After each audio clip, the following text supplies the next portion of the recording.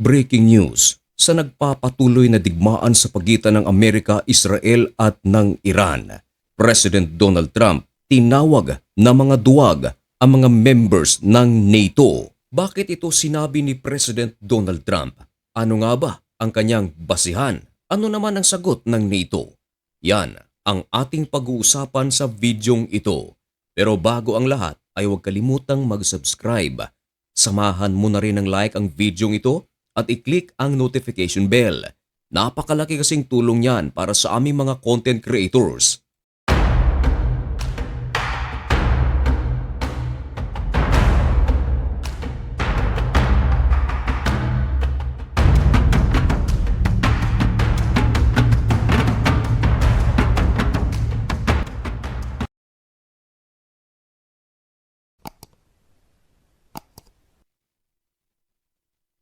Maligayang pagbabalik mga kaibigan. Kumusta kayong lahat? Ngayon ay March 21, 2026 at nagbabaga at napakabagong balita ang ating ihahatid sa inyo. Ito ay may kaugnayan pa rin sa nagpapatuloy at patinding-patinding digmaan sa pagitan ng Amerika, Israel at ng Iran. Paakyat na sa isang buwan ang digmaang ito at wala pang napipintong tigil putukan ang mga sitwasyon na ipinapakita. Sa halip na humupa, patindi ng patindi, palawak pa ng palawak, parami ng parami ang apektado. Maging ang Houthis ng Yemen ay nagbanta na rin na sasali. Nagbigay ito ng pahayag sa Gulf countries. Ayon sa Houthis, kung sakaling umataking muli ang Iran sa Middle East at inintercept nila ang gagawing pag-atake ng Iran, ay hindi sila magdadalawang isip na atakihin ang Gulf states. Nagbanta rin ang Houthis na magsasagawa sila ng mga pag-atake sa Red Sea sa mga barko na dadaan dito, lalong-lalo na ang mga barko na may kinalaman sa United States of America at Israel. Samantala, ayon naman sa Saudi Arabia, ang kanilang pasensya ay may hangganan. Tinutukoy nito mga kaibigan ang mga patuloy na ginagawang pag-atake ng Iran sa kaharian ng Saudi. Ang mga pahayag ng Saudi ay isang malinaw at mensahe para sa Iran na kung sakaling masagad ang kanilang pasensya, nako, gagawa ito ng pag-atake sa Iran. Patindi rin ng patindi ang digmaan sa Lebanon. Ito ay sa pagitan ng Hezbollah. Suportado ito ng Iran at ng puwersa ng Israel. Hanggang ngayon, patuloy pa ito at araw-araw merong mga naibabalita na may mga nasasawi. Ngayon, dahil nga ito ay palaki pa ng palaki, itong si President Donald Trump ay nanawagan sa maraming mga bansa. Panawagan nito na magpadala sila ng kanilang mga warships, Navy. Isa sa kanyang mga tinawagan mga kaibigan ang China, ang France, Japan, South Korea. Pero alam nyo ba mga kaibigan na sa lahat ng mga bansa na hinimok ni US President Donald Trump, wala ni isa rito ang tumugon.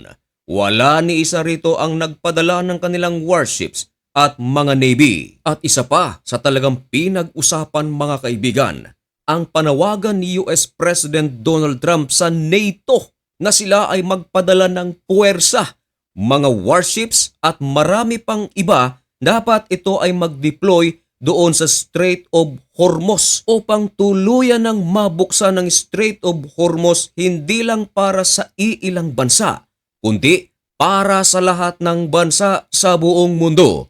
Pero ang nakakagimbal, wala pa ring mga bansa sa NATO ang tumugon. Wala ni isa rito ang nagpadala ng kanilang mga pandigma. Kaya tahasang sinabi ni US President Donald Trump na ang mga bansang kasapi ng NATO ay duwag. Isa rito mga kaibigan ay ang Turkey. Alam ng buong mundo ang sinapit ng Turkey nitong mga nakaraang linggo. 2 beses ang Turkey na nadapuan ng mga missiles ng Iran. Pero walang ginawa ang Turkey. Hindi ito nagpadala ng kanilang mga missiles, warship upang paghigantihan ang ginawa ng Iran.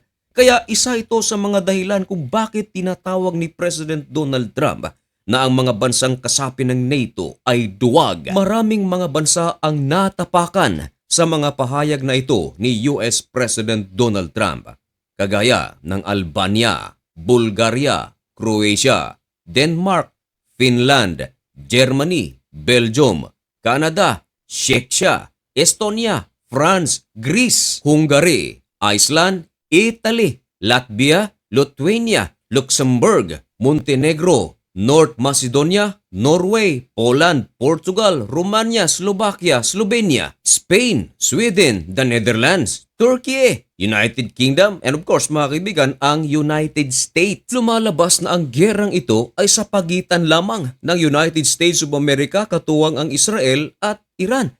At isa pang bansa mga kaibigan ang kundina ng kundina sa mga ginagawang pag-atake ngayon ng Amerika at Israel sa Iran ay ang Spanya. Maging ang Italia mga kaibigan, 2 beses na rin na ang kanilang mga base militar na nasa Iraq at sa Kurdish City.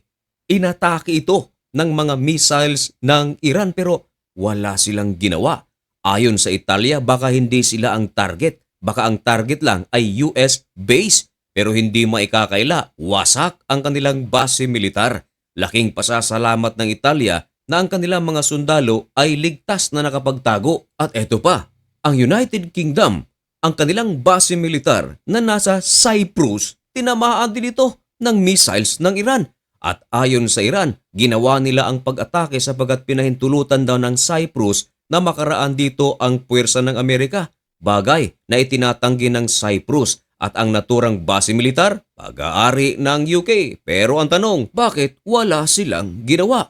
Marami ang mga nagsasabi, baka naman tinitingnan lamang ng NATO na ang gerang ito ay kayang-kaya ng United States of America at Israel.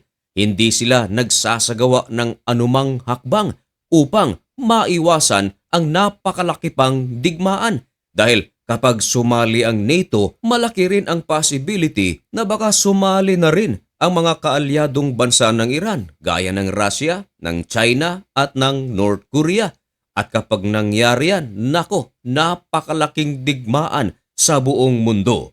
Marahil yan ay isa sa mga iniiwasan ng NATO countries. Pero kung babaliktarin natin, hindi ba't isang malaking katanungan din kung bakit hindi sumasali sa gerang ito ang mga alyadong bansa ng Iran? Nariyan ang North Korea, China at ang Russia. Ganon din ang sitwasyon. Ang mga alyadong bansa ng Amerika hindi rin nangingialam. Pero ang iginigiit ni US President Donald Trump ay ang tulong lamang ng mga bansang ito sa Strait of Hormuz sapagat nais ni US President Donald Trump ng Strait of Hormuz ay hindi maging kontrol ng iisang bansa lamang kundi dapat ito ang makinabang ang buong mundo. Naglabas na rin ng pahayag ang Iran.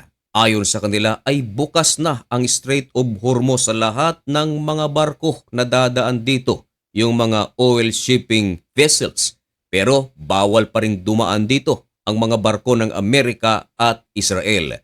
At katunayan ayon sa Iran ay nakikipag-usap na sila sa Japan na malaya ng makapaglayag ang mga barko ng Japan sa Strait of Hormuz. Pero kalaunan mga kaibigan, naglaglag ng 5,000 pounds na bomba ang Amerika malapit sa Strait of Hormuz.